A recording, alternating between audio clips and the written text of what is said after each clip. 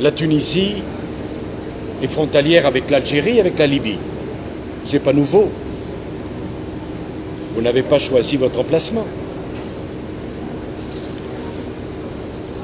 L'Algérie, qu'en sera-t-il dans l'avenir de son développement, de sa situation? C'est un sujet qui, me semble-t-il, doit être traité dans le cadre de l'Union pour la Méditerranée. Plus que jamais nécessaire. Car il y a un lien entre la situation de la Méditerranée du Nord et celle de la Méditerranée du Sud. C'est l'alliance des pays du Nord et du Sud de la Méditerranée qui permettront de créer les conditions du développement. La Libye, malheureuse Libye, qui a souffert pendant des décennies de l'un des dictateurs les plus cruels qu'on n'ait jamais connu, M. Kadhafi, qui, alors que les peuples se libéraient, promettait de faire couler des rivières de sang à Benghazi. Vous n'avez pas oublié ça.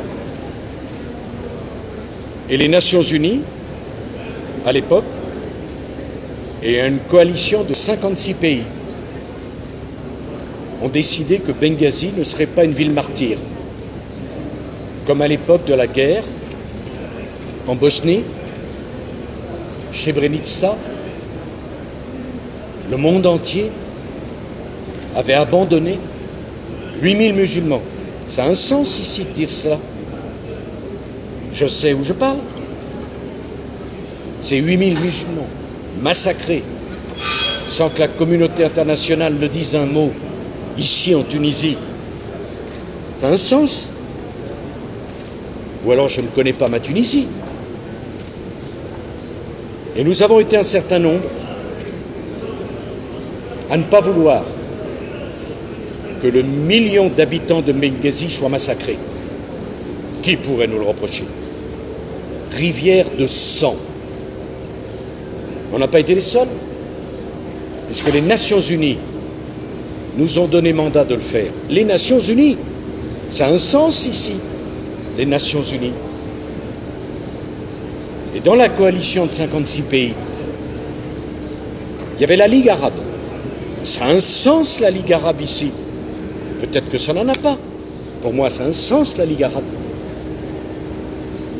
Et une dizaine de pays arabes se sont joints aux forces armées françaises, anglaises, américaines.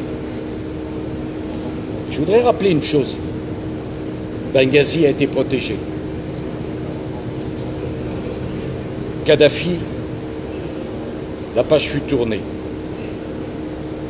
avec un mandat des Nations Unies, sans bavure. Ça a un sens aussi, le mot bavure. Et pour la première fois, peut-être depuis Laurence d'Arabie, des Européens ont répondu à l'appel de la rue arabe. Ces jeunes Libyens qui descendaient à l'époque, ils ne disaient pas mort aux Juifs. C'est un sens ici. Il y a encore des synagogues parmi les plus anciennes du monde. Ils ne disaient pas mort aux Européens. Ils ne disaient pas mort aux Américains. Ils disaient on veut la paix et on veut la démocratie. Et moi qui ai toujours cru à l'Union pour la Méditerranée, nous devions être sourds à l'appel de ces jeunes. On devait les laisser mourir, comme on avait laissé mourir les musulmans à l'époque? Non. Et permettez-moi de vous le dire, excusez-moi, je suis trop long, mais j'aime votre pays et j'aime votre région. Et j'aime la Méditerranée par-dessus tout. Quand j'ai quitté le pouvoir, en juillet, je l'ai quitté en mai, mais en juillet 2012, il y a eu des élections législatives en Libye. 60% de participation. Qui les a gagnés? Vous connaissez la situation mieux que moi. Les modérés. Et pour la première fois depuis des décennies, peut-être pour la première fois dans son histoire, je ne connais pas assez l'histoire libyenne, je m'en excuse, mais je crois que c'est la première fois. Il y a eu des élections libres, un gouvernement modéré.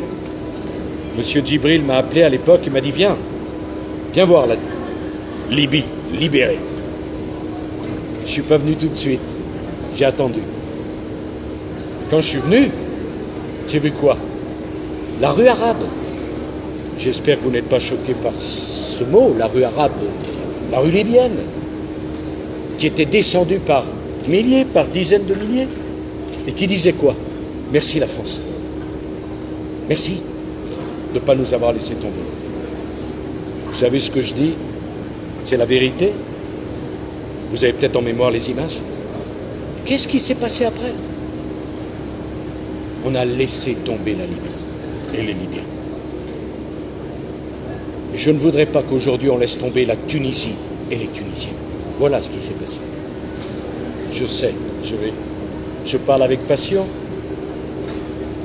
parce que c'est ma manière aussi de vous dire qu'on vous aime, qu'on vous respecte, et que rien ne serait pire qu'un affrontement entre une rive de la Méditerranée et une autre. Bon, je dois m'en aller, mais j'aurai plaisir peut-être à rencontrer la presse tunisienne d'ici à la fin de mon voyage. J'ai encore beaucoup de rendez-vous. Et pour moi, voir tous ces journalistes, femmes et hommes, je suis venu en Tunisie plusieurs fois. Je n'ai pas toujours vu une telle effervescence qui me fait plaisir. Non pas pour moi, mais pour vous. Parce que la Tunisie, même quand elle est éruptive, elle vit. Et le message de la Tunisie, c'est qu'elle continue à vivre. On doit l'aider à vivre. Je vous remercie.